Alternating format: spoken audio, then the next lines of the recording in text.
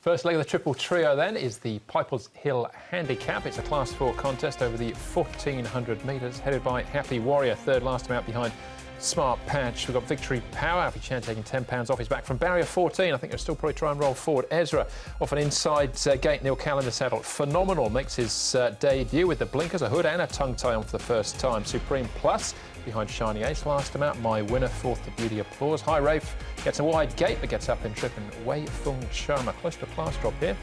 Yet to win in 6 starts. He was behind Monica last time out. Thou Shalt Sing, Phenomenal, the debutant, and Circuit 3 have been up at Chun Park within the last month. The newcomer, Phenomenal, has blinkers, hood and a tongue tie on for the first time. He had a lot of that gear on at his most recent trial, in which he led and finished second. He and Voyage Star potentially might battle it out early, with Wei Fung Charma also quite handy in a recent trial. Victory Power might be caught wide. My Winner can tuck in behind. Ezra's drawn a good barrier for once, barrier number 2. But the pace should be solid through the first few hundred as they shuffle their order. This horse has been going well recently. Victory Power, he's been quite consistent. Still a non-winner here in Hong Kong, but he has had 5 seconds. And he does get the £10 claim. He's in good fiddle, he goes nicely, and his work has been pretty good leading into this contest. Voyage Star will have the services of Zach Purden. He'll be jumping aboard. He has ridden the horse before. He's going nicely enough. Nice, easy piece of work for him as he comes down. Barrier 12, so we saw on that speed map, likely to go forward would be Voyage Star. And Phenomenal, well, thought I'd show the first starter. He's £1,111. He's had 5 trials. The blinkers, the hood and the tongue tie, as you mentioned, go on.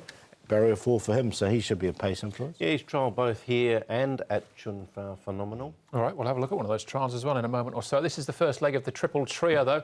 8.5 million, that's the jackpot.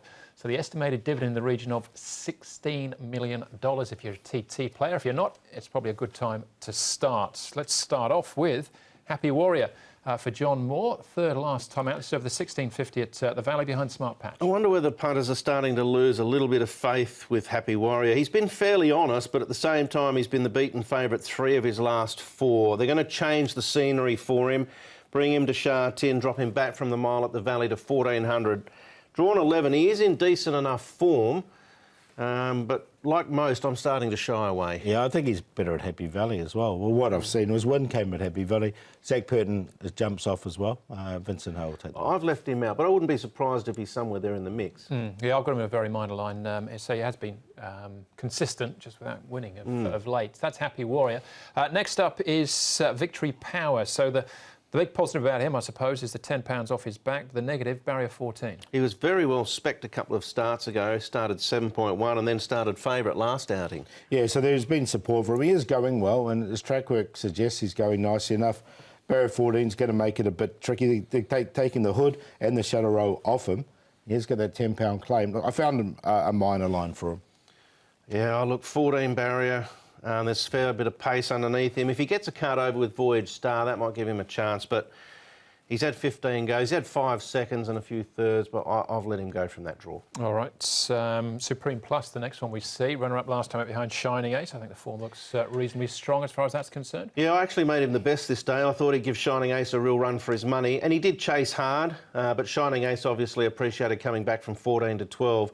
You can see he just takes a little bit of time to wind up here, Supreme Plus. Young horse who's got a nice future. Again, another one that's going to be, you know, sort of doing his best racing and finding his best finishing positions, I think, next season. But I think dropping in from 10 here with a bit of cover up to a longer trip and a good tempo to run at, he'll be right there again. I'm going to stick with him. Yeah, I didn't put him in just because of the draw. Just worried me a bit, the 10, because he drew 1 then. He got a good run, but it was a good form race, that one. He's a nice horse, Shiny Ace. All right, Wei Fung Charma we're going to have a look at now, along with Phenomenal. Makes his debut, a Rip Van Winkle 3-year-old. Martin Harley a ride for Jimmy Ting. Yeah, not a bad trial from him. His trials have definitely got better since the blinkers went on him. But I really like the trial here from Wei Fung Charma. This horse is improving. He's only had limited starts. He comes in with a really low weight. He's on a rating of 42 now, but the way he won this trial, I think he's ready to go. In a real open race, I found this race quite hard. I'm going to side with him at a big price and make him the long shot. Fair enough, yeah. Look, he sort of loped along there, didn't he? And hit the front quite comfortably. Paul might be onto something. If he's a decent price, he's worth throwing in. All right, he's around 20 to 1 at the moment. Circuit 3.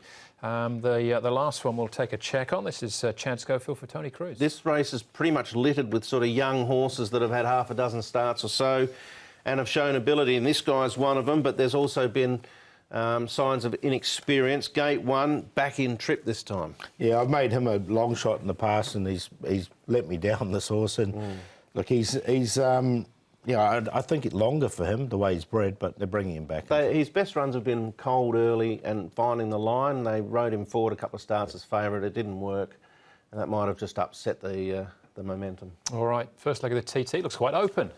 Ezra, we haven't actually seen, is the favourite as well. Funny enough, with the TT, of course, a big jackpot going into that.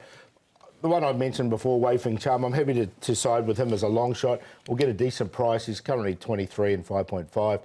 Ezra, the current favourite, he's been pretty good. He's still a colt, this horse, which is always a little bit of a concern here. But he should get a nice run from barrier 2.